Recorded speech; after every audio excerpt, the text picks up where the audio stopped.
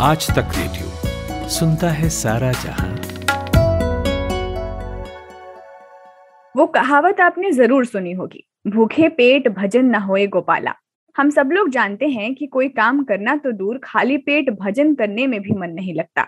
हर व्यक्ति के लिए भूख एक ऐसी जरूरत है जिसके अभाव में जीवन ही संभव नहीं है। और अगर भरपेट भोजन ना मिले तो व्यक्ति का संतुलित विकास संभव नहीं है। आप कोई भी काम करते हैं, पेट भरना जरूरी है, क्योंकि भूखे पेट भला काम कहाँ ही हो पाता है एफिशिएंटली। लेकिन यहाँ सवाल सिर्फ पेट भरने का नहीं है, बल्कि सवाल ये है कि जो पेट में जा रहा है वो कितना आपके लिए फायदेमंद है। कि आपके शरीर की बनावट, आपकी उम्र के हिसाब से जो आप खाना खा रहे हैं वो बैलेंस्ड है। बचपन में तो पहले ही क्लास से बैलेंस डाइट क्या होता है पढ़ना शुरू कर दिया था हम सभी ने। याद भी है कितनी तरह के न्यूट्रिएंट्स होते हैं, तो कितनी तरह के विटामिन। लेकिन इसे अपने लाइफस्टाइल का हिस्सा कैसे बनाना है, हम में से कई लोगों को नहीं आता। बस इसी का खामियाजा हमें लंबे समय तक भुगतना पड़ता है। फिर जल्दबाजी में अपने हिसाब से क्या खाना है क्या नहीं खाना है तय कर लेते हैं। अब आप सोच रहे होंगे कि आज ये सब बातें क्यों। वो इसलिए क्योंकि आज न्यूट्रिशन वीक 2021 का आखिरी दिन है। हर साल सितंबर महीने के पहले हफ्ते 1 सितंबर से लेकर 7 सितंबर तक नेशनल न्यूट्रिशन वीक मनाया जाता है। इस साल का जो थीम है वो है शुरू से ही स्मार्ट तरीके से खाएं, feeding smart right from the start है। इसका मकसद ही लोगों को संतुलित और न्यूट्रिशन से भरपूर डाइट के लिए अवेयर करना है। तो हमने सोचा क्यों ना आज हेलो डॉक्टर में आपको न्यूट्रिशन से जुड़े कुछ जरूरी बातें बताई जाएं, ताकि अगर आप अपने डाइट को लेकर कंफ्यूज हो, कुछ मिथकों से घिरे हों, तो वो दूर हो जाए। Hello doctor. हेलो डॉक्टर आज तक रेडियो की एक खास सीरीज है जिसमें हम आपकी सेहत से जुड़े टॉपिक्स पर काम की जानकारी आप तक पहुंचाते हैं स्पेशलिस्ट डॉक्टरों से बात करके। यानी अलग अलग बीमारियों पर मशहूर डॉक्टरों का ज्ञान, उनकी सलाह घर बैठे आप तक पहुंचती है हर मंगलवार सुबह आज तक रेडियो पर।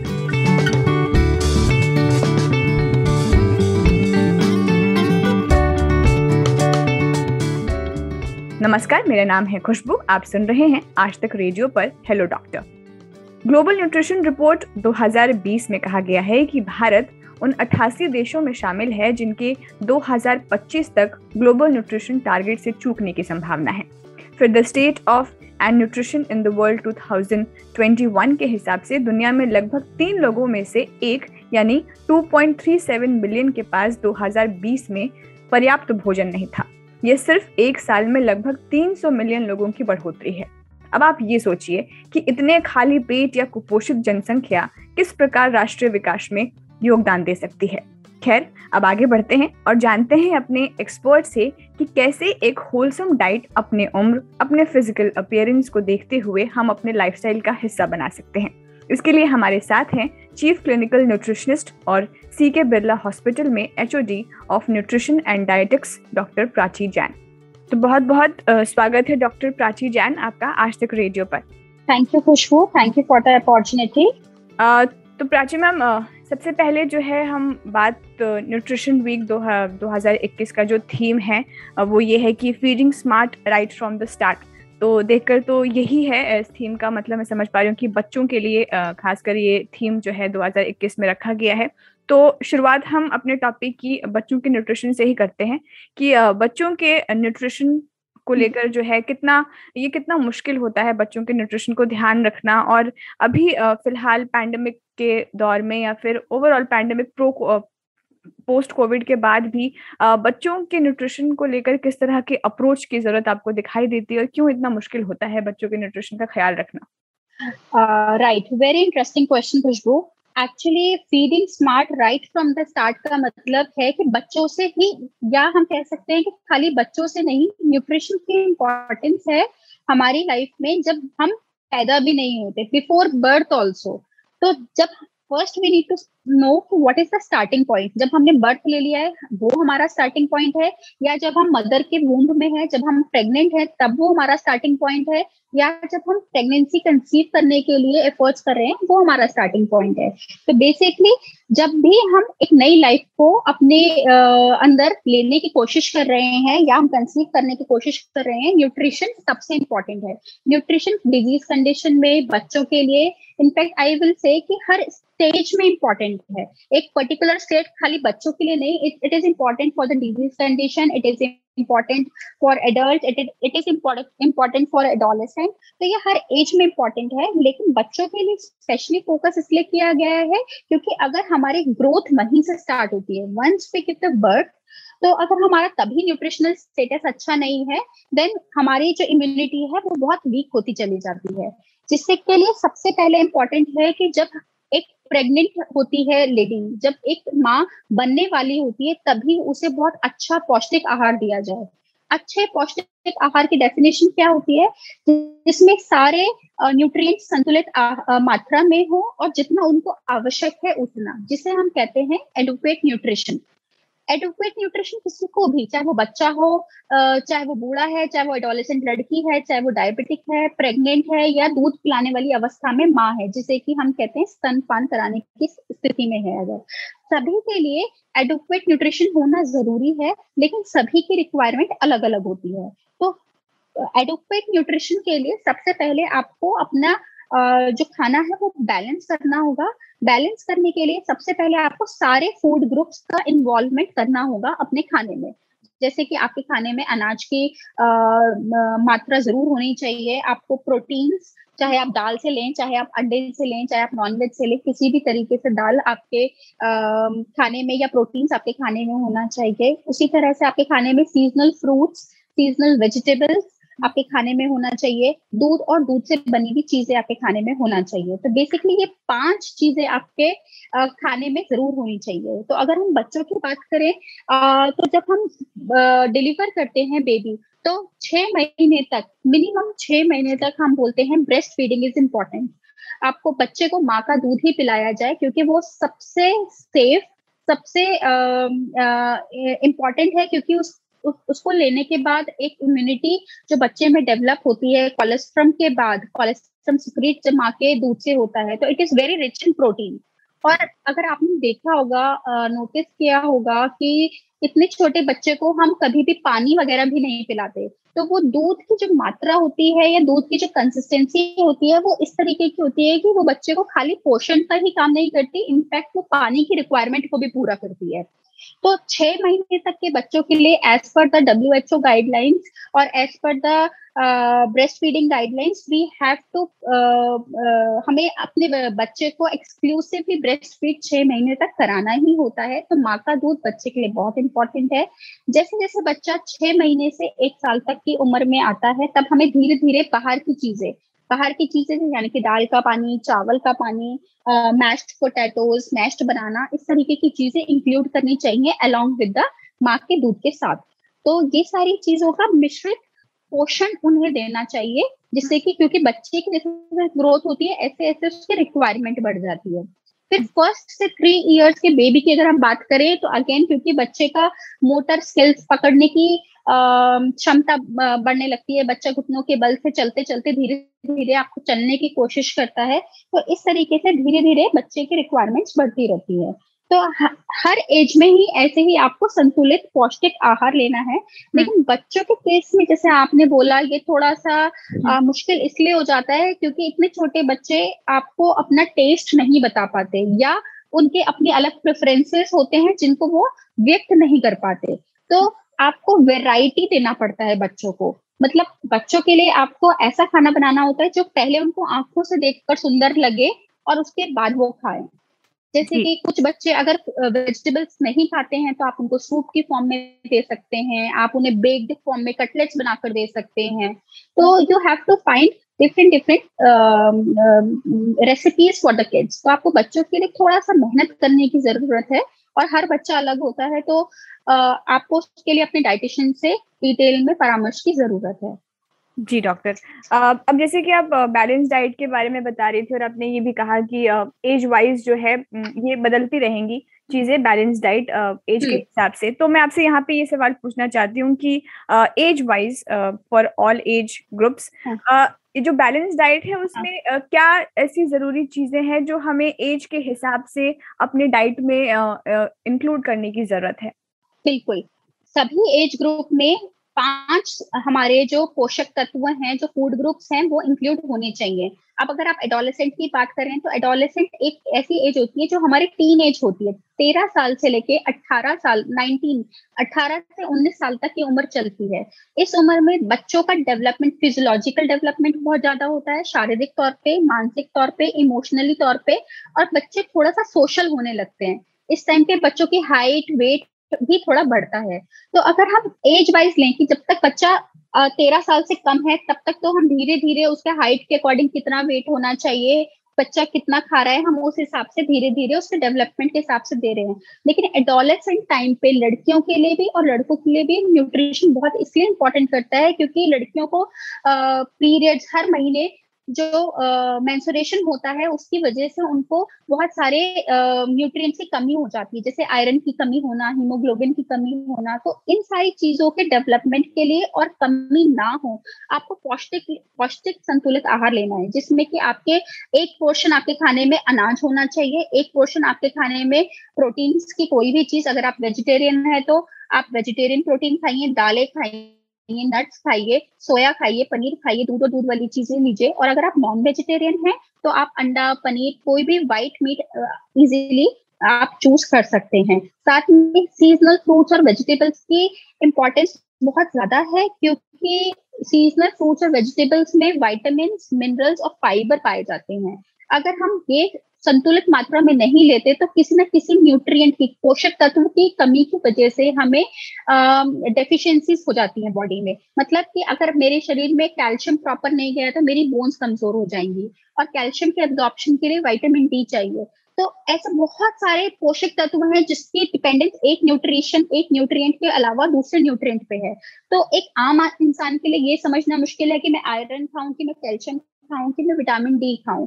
इसीलिए हम बोलते हैं कि सीजन के सारे फल, सीजन की सब्जियां, दूध और दूध वाली चीजें, अनाज और फल का सेवन अच्छे पदार्थ में करना चाहिए। प्लस उसमें हमें ऑयल, शुगर, क्योंकि एडोलेसेंट लोग जो हैं वो थोड़ा सा शुगर और ऑयल के लिए थोड़े से आजकल संकुचित होते हैं, लेकिन सारे फैट्स बुरे नहीं होते। तो हमें फ्राइड खाने की जरूरत नहीं है ऑफ कोर्स, लेकिन हमें अच्छे फैट की जरूरत है, ऑयल की हमारी बॉडी को जरूरत होती है। तो 3 से 4 चम्मच तेल एक खाने को बनाने के लिए चाहिए। तो हमें ऑयल, शुगर और नमक का लिमिटेड वे में हमें प्रयोग करना चाहिए। इस तरीके से हम अपने खाने को संतुलित कर सकते हैं।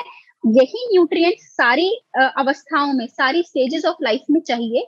कहीं पर कम, वृद्ध अवस्था में आपको प्रोटीन रिक्वायरमेंट थोड़ा कम हो जाता है क्योंकि आपका मसल बिल्डिंग नहीं होता। तब आप बूढ़े होने लगते हैं, तब आपको एनर्जी ज्यादा चाहिए ताकि आप सिर्फ अपना नॉर्मल काम कर सकें। जब आप एडल्ट हैं, जब आप एडोलेसेंट हैं, तब आपकी रिक्वायरमेंट ज्यादा है प्रोटीन के लिए। जब आप प्रेग्नेंट हैं तब आपकी रिक्वायरमेंट्स अलग है। जब आप बच्चे को दूध पिला रहे हैं तब आपकी रिक्वायरमेंट्स अलग है। तो उसके लिए आपको डिटेल में आपको अपने डाइटिशियन से हमेशा कनेक्ट रहना चाहिए ताकि आपके अंदर कोई न्यूट्रिशनल डेफिशिएंसीज ना हो। जी डॉक्टर, एक प्रॉब्लम जो अक्सर हम लोगों में देखते हैं कि कुछ लोग होते हैं जो जितना भी खा लें, अगर उनको दे दिया जाए, वो उनके ना शरीर पे दिखता नहीं है, वो लगता नहीं है, और फिर वो परेशान भी रहते हैं कि मतलब क्या करें, अब इतना तो खा रहे हैं, इतना प्रॉपर डाइट ले रहे हैं, सब कुछ ले रहे हैं, लेकिन वो शरीर पे जो उसका असर है वो दिखता नहीं है, वो वैसे की वैसे ही रहते हैं। तो उन लोगों के प्रॉब्लम्स को आप कैसे देखती हैं, वो क्या कर सकते हैं? अगर हमारी जो ऑडियंस है, अगर वो सुन रही हैं, तो उनके लिए आप क्या सजेशन देना चाहती हैं? ये चीजें 2-3 बातों पर डिपेंड करती हैं। एक हेरिडिटी, एक न्यूट्रिएंट एब्जॉर्प्शन, और एक होता है आपका मेटाबॉलिक रेट। अगर आपके घर में हेरिडिटी है कि कोई कितना भी खाए और आप पतले ही रहेंगे, जैसे कि कुछ लोगों के घर में हेरिडिटी होती है, चाहे वो कितना भी कम खाएं बट वो वेट गेन करेंगे ही, तो एक बॉडी टाइप होता है। तो इसमें आप सिर्फ अपना ध्यान ही रख सकते हैं कि आप प्रॉपर वॉकिंग वगैरह करें, प्रॉपर एक्सरसाइज करें, बैलेंस डाइट लें, मील सारे प्रॉपर लें, क्योंकि वजन बढ़ाना हमारा मोटिव नहीं है। हमारा मोटिव है सही खाना, स्वच्छ खाना और संतुलित मात्रा में खाना। तो अगर हम मोटे नहीं दिख रहे हैं, it is not the problem. तो ये प्रॉब्लम नहीं है, लेकिन हमारे अंदर कोई कमी नहीं होनी चाहिए। ठीक है, first is heredity. Second thing is कि आपका बॉडी में एब्जॉर्प्शन कितना हो रहा है। जैसे कि मैंने भी आपको बताया कि कुछ न्यूट्रिएंट हमारे, जैसे कि अगर मैं बोलूं कि मैं बिल्कुल फैट ना खाऊं, तो हमारी बॉडी में फैट सॉल्युबल विटामिन होते हैं, A, D, E के, ये हमारे फैट सॉल्युबल विटामिन हैं। जो लोग फैट बिल्कुल नहीं खाते, तो वो बाहर से अगर ये कितने भी विटामिन खा लें लेकिन उनकी बॉडी में एब्जॉर्ब नहीं होंगे, तो उनको ये लगेगा कि मैं बाहर से खा रहा हूँ लेकिन मेरी बॉडी में कुछ एब्जॉर्ब नहीं हो रहा। या जैसे मेरे अंदर आयरन की कमी है, मैं आयरन कितना भी बाहर से खा लूँ लेकिन आयरन तभी एब्जॉर्ब होगा जब मेरी बॉडी में विटामिन सी भी प्रचुर मात्रा में या एडिक्वेट अमाउंट में होगा। तो इसीलिए हमें इस न्यूट्रिएंट का एब्जॉर्प्शन कैसे हो रहा है हमारी बॉडी में, ये भी बहुत महत्व रखता है।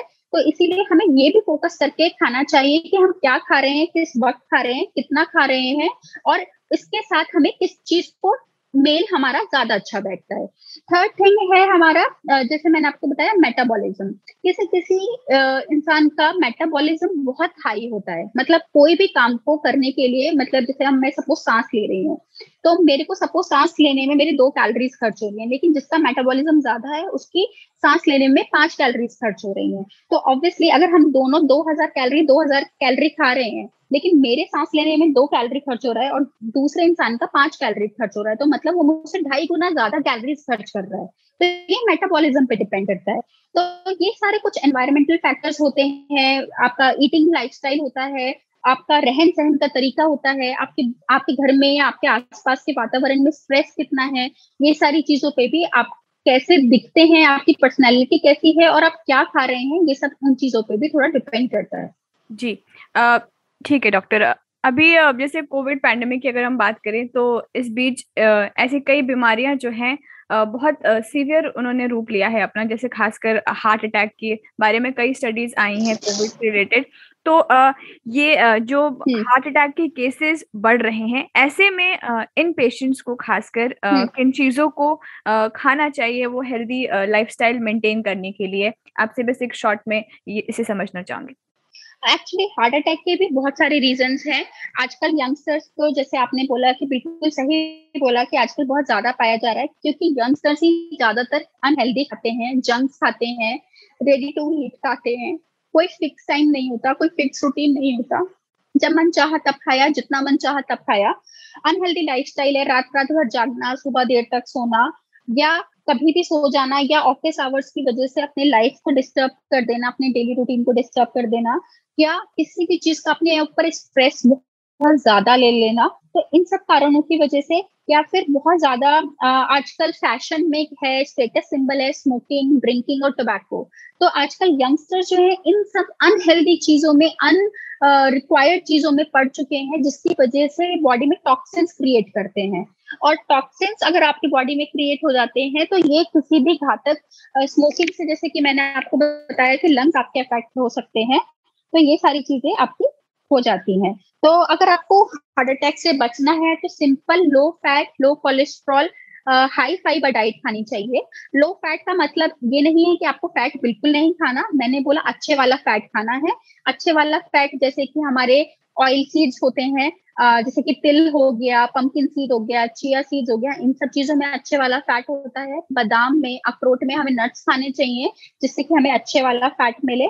हमें खाने में तेल सिर्फ उतना ही डालना है जितने में कि खाना पक जाए। एक्सेसिव ऑयल जो खाने पे फ्लोट करता है उसकी जरूरत हमारी बॉडी को नहीं होती। तो खाने में सिर्फ पूरे दिन के खाने में एक इंसान को 3 से 4 चम्मच तेल की जरूरत है। इतनी मात्रा में एक इंसान का नॉर्मल खाना, डेली रूटीन का होम कुक्ड फूड आराम से बन सकता है। तो बेसिकली हमें अपना शुगर इंटेक लिमिट करना है, हमें सॉल्ट इंटेक लिमिट करना है, और हमें फैट इंटेक लिमिट करना है। ऑब्वियसली प्रोसेस्ड जितना भी चीज है, जंक्स है, खाना, हमें ये सारी चीजें बंद करनी है। तो जितना भी प्रिजर्व खाना है, बहुत ज्यादा ऑयल में खाना जो प्रिजर्व हुआ हुआ है, या फिर कह लीजिए आप बहुत ज्यादा शुगर में जो खाना प्रिजर्व हुआ हुआ है, रेडी टू ईट है, ये सारे खाने को हमें महत्वता कम देते हुए घर का खाना, होम ग्रोन फूड और पौष्टिक आहार जो हमारा नेचुरल वेजिटेरियन फूड है वो खाएं। नॉनवेज भी खाने तो आप व्हाइट मीट खा सकते हैं, रेड मीट को लिमिटेड वे में खाएं, क्योंकि रेड मीट में कोलेस्ट्रॉल बहुत ज्यादा होता है और इन्फेक्शन के चांसेस भी बहुत ज्यादा होते हैं।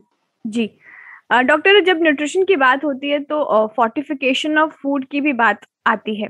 तो ये मैं समझना चाहूंगी यहाँ पर इसको कि फोर्टिफिकेशन ऑफ फूड के बेनिफिट्स क्या हैं और इसका ज्यादा, जैसे किसी भी चीज की अति बुरी होती है, अगर यही हम करने लगे फोर्टिफाइड फूड्स के साथ, तो फिर इसके नेगेटिव इम्पैक्ट क्या होंगे? तो plus benefits plus negative impact fortified foods के, और खासकर ये होते क्या है एक आसान भाषा में ऑडियंस के लिए अगर आप बताते तो।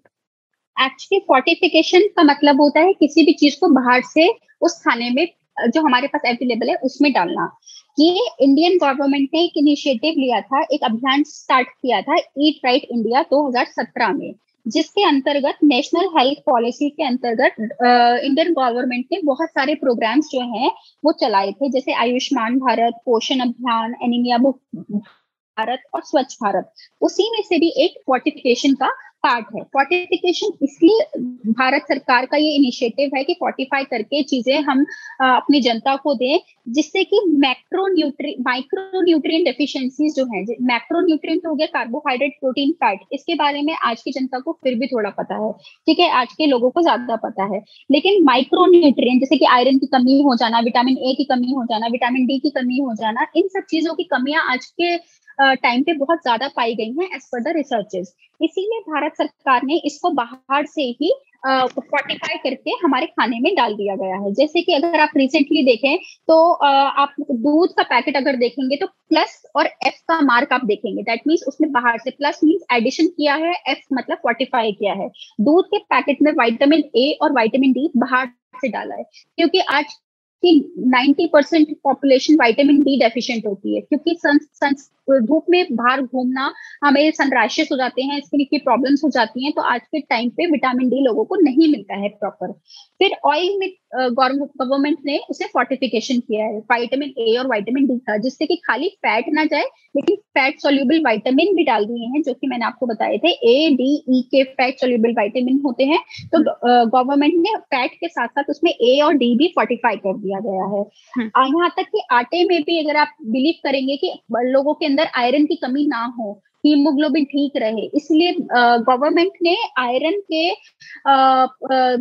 के सोर्सेज आटे में डाल दिए हैं, आयरन को फोर्टिफाई कर दिया, क्योंकि आयरन आटा एक बेसिक सीरियल है इंडिया का। तो आपको जो कुछ भी नहीं खाता वो आटा जरूर खाता है, गेहूं की रोटी खाना, ठीक है। तो ये सारी चीजों को फोर्टिफिकेशन, जिससे कि कोई न्यूट्रिशनल डेफिशिएंसी ना हो या हम इन डेफिशिएंसी का रेट कम कर सकें। जैसे कि पहले हमने आयोडाइज सॉल्ट के साथ किया था, जब तक हमारा सॉल्ट आयोडाइज नहीं था तब तक हमें गोइटर की प्रॉब्लम बहुत ज्यादा होने लगी थी हमारी इंडियन पॉपुलेशन को। इसीलिए भारत सरकार ने उसको फोर्टिफाई किया, आयोडाइज सॉल्ट का इस्तेमाल किया, उसका प्रचार किया, और अब ये हमने गोइटर की प्रॉब्लम काफी हद तक खत्म कर दी गई है। तो ये ऐसे इनिशिएटिव्स हैं जिसकी वजह से एक आम इंसान को इतना अवेयरनेस ना होते हुए भी उसका फायदा उठा सकते हैं, क्योंकि ये ऑयल, दूध, आटा ये बहुत कॉमन चीजें हैं जो हर घर में इस्तेमाल होती हैं। तो इनकी हमारे अभी तक फिलहाल शरीर में कमी है, तो इसके साइड इफेक्ट्स की वजह से हमें, या साइड इफेक्ट्स कह लीजिए डेफिशिएंसी की वजह से हमें कुपोषित होते जा रहे हैं हम, तो इसीलिए ये फोर्टिफाई किया गया है। बाकी अगर इसका नेगेटिव इफेक्ट तभी हो सकता है जब आप इसको बहुत ज्यादा मात्रा में ले लें। बहुत ज्यादा मात्रा में आप डॉक्टर की एडवाइस के बिना कोई सप्लीमेंट आपको वैसे भी नहीं लेना है। जैसे कुछ लोग सोचते हैं हमारी हड्डियां कमजोर हैं, हम कैल्शियम का खा लेते हैं तो उसमें किडनी में स्टोन बन जाते हैं। तो हर चीज को एक्सेस मात्रा में तो ऑफकोर्स नहीं लेना है, लेकिन इंडियन डाइट ऑलरेडी डेफिशिएंट है तो इसका नुकसान अभी नहीं हो सकता, इसीलिए फोर्टिफाई किया है, जब तक आप बाहर से खुद से एक्स्ट्रा सप्लीमेंट्स ना ले लें। जी डॉक्टर, जैसे कि आप अभी बात कर रही थी, अवेयरनेस की बात कर रही थी, इतना अवेयरनेस होने के बावजूद भी कहीं ना कहीं कुछ ऐसे मिथ्स भी हैं जो लोगों के उस पर विश्वास करना स्टार्ट करते हैं न्यूट्रिशन को लेकर खास करके। तो मैं आपसे यहाँ पे ये पूछना चाहूंगी कि कौन से ऐसे मिथ्स हैं, basically dos and don'ts of a nutrition, उसके क्या है जो आप ऑडियंस को बताना चाहती हैं, वो मिथ्स जिनसे हमें दूर रहने की जरूरत है क्योंकि वो नुकसानदेह है हमारे लिए। मिथ, सबसे बड़ा मिथ ये है कि लोग समझते हैं कि जैसे अभी कोविड हुआ तो सब लोग न्यूट्रिशनिस्ट के पास पहुंचे ये सोच के कि हम ऐसा क्या खाएं कि हमारी इम्यूनिटी एकदम ठीक हो जाए, एकदम बढ़िया हो जाए। ऐसा कोई सुपर फूड नहीं होता, ऐसा कोई मैजिक बुलेट नहीं है कि आप ये कैप्सूल खा लेंगे आपकी इम्यूनिटी बढ़िया हो जाएगी। तो ये एक मिथ है कि एक दिन के खाने से आपको फर्क पड़ता है। एक दिन के खाने से आपको कोई फर्क नहीं पड़ता। आपका लाइफस्टाइल ही ऐसा होना चाहिए कि आप पौष्टिक आहार डेली बेसिस पे खाएं। कभी कभी पार्टी का खाना, कभी कभी बर्थडे का खाना, कभी कभी बाहर का खाना, वंस इन अ वाइल ठीक है, लेकिन डेली रूटीन नहीं होना चाहिए। तो अगर आपको अपने आप को डेफिशिएंसी से बचाना है, अपने आप को कुपोषण से बचाना है, अपनी इम्यूनिटी स्ट्रांग रखनी है, तो वो एक दिन के खाने से नहीं होगा। जैसे कि लोग सोचते हैं अभी हम जिम जा रहे हैं तो हम प्रोटीन खा रहे हैं, खूब प्रोटीन के सप्लीमेंट्स भी ले रहे हैं, तो ये सब मिथ है। अगर आपको हेल्दी डाइट कंटिन्यू रखना है तो खाली जिम जाते वक्त प्रोटीन की जरूरत नहीं है। आपके प्रोटीन की कितनी मात्रा है वो एक आम इंसान के लिए 1 ग्राम पर केजी बॉडी वेट होता है। तो अगर आपके हाइट और वेट पहले एडुकेट है कि नहीं, आपके हाइट के हिसाब से आपका वेट संतुलित है कि नहीं है, पहले ये जानने की जरूरत है। उसके बाद आपको कितना कैल्शियम चाहिए, कितना प्रोटीन चाहिए, कितना कैलोरी चाहिए, उस हिसाब से। आजकल जिम बहुत ट्रेंड में है, तो लोगों को लगता है मैं कुछ भी खाऊं, मैं कितना भी स्मोक करूं, मैं कितना भी अल्कोहल पी लो, उन सब चीजों से कोई फर्क नहीं पड़ता क्योंकि मैं तो वर्कआउट करता हूँ। ये एक सबसे बड़ा मिथ है। तो ऐसा नहीं है, जो भी हम खाते हैं वो हमारी बॉडी के अंदर जाता है, तो वो कहीं ना कहीं हमारे इंटरनल ऑर्गन्स को अफेक्ट कर ही रहा है।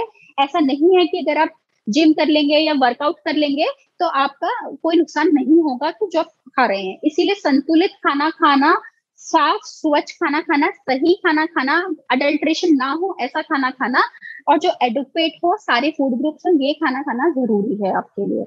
रही बात डूज एंड डोंट्स की, तो सबसे पहले जो हमें करना चाहिए, हमें फ्रेश होम कुक्ड बैलेंस्ड खाना, घर का खाना, इंडियन खाना खाना चाहिए इंस्टेड ऑफ कॉन्टिनेंटल खाना, या हम जो बाहर का इंग्लिश खाना खाते हैं ये हमारे डेली रूटीन का पार्ट नहीं होना चाहिए, क्योंकि इसमें बहुत सारी मैदा, बहुत सारे बेकरी प्रोडक्ट्स, बहुत ज्यादा सॉसेजेस वगैरह यूज होती हैं।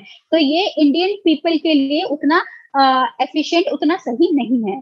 दूसरा, हमें एक बारी में ज्यादा ना खाना खा के शॉर्ट एंड फ्रीक्वेंट, थोड़ी देर में, यानी कि 6 से 7 बार दिन में खाना चाहिए, जिसमें कि मेन जो खाना है हमारा ब्रेकफास्ट, लंच और डिनर होना चाहिए। और बीच बीच में हम थोड़ा, जैसे कि हमने नींबू पानी पी लिया, हमने नारियल पानी पी लिया, कभी हमने फ्रूट्स खा लिया, हमने कभी चाय के साथ स्नैक्स ले लिया, इस तरीके के बीच, या रात को सोने से पहले हमने दूध ले लिया, इस तरीके के 3-4 मील्स हम बीच में इंक्लूड कर सकते हैं, जो कि आपको फायदा करेंगे आपके हाजमे को लेकर भी। आप सूप भी इंक्लूड कर सकते हैं।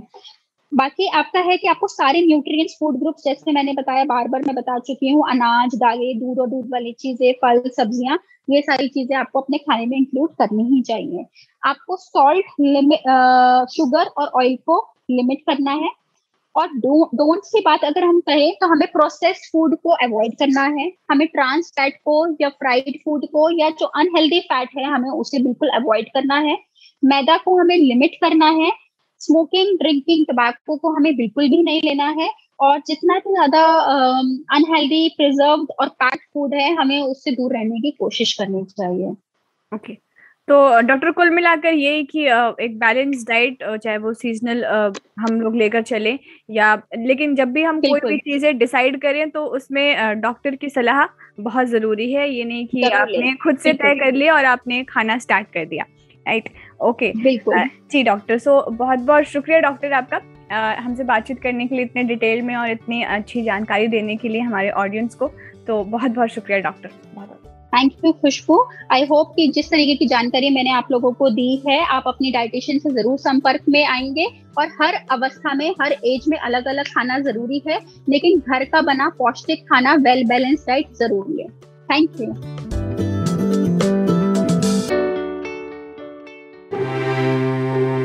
भाषा के ग्रामर से मिले कब, क्यों, कैसे, कहां, किसने, ये ऐसे शब्द हैं जो सेंटेंस में जुड़ जाएं तो उसे सवाल बना देते हैं। और सवालों के बारे में आइंस्टीन ने कहा था, the important thing my friend is not to stop questioning. मैं हूं नितिन ठाकुर और लेकर आया हूं एक ऐसा पॉडकास्ट जिसमें हम हर टॉपिक का रेशा रेशा खुलने तक सवाल पूछने से थकते नहीं। यहाँ हम बात करते हैं समंदर में दफन इतिहास से लेकर आसमान में उड़ते साइंस तक की। तो हर गुरुवार मेरी दुकान पर मिलेगा 4 किताबों के बराबर ज्ञान। आज तक रेडियो पर पढ़ाकू नितिन में, हमारी वेबसाइट के अलावा एप्पल पॉडकास्ट, गूगल पॉडकास्ट और स्पॉटिफाई पर भी।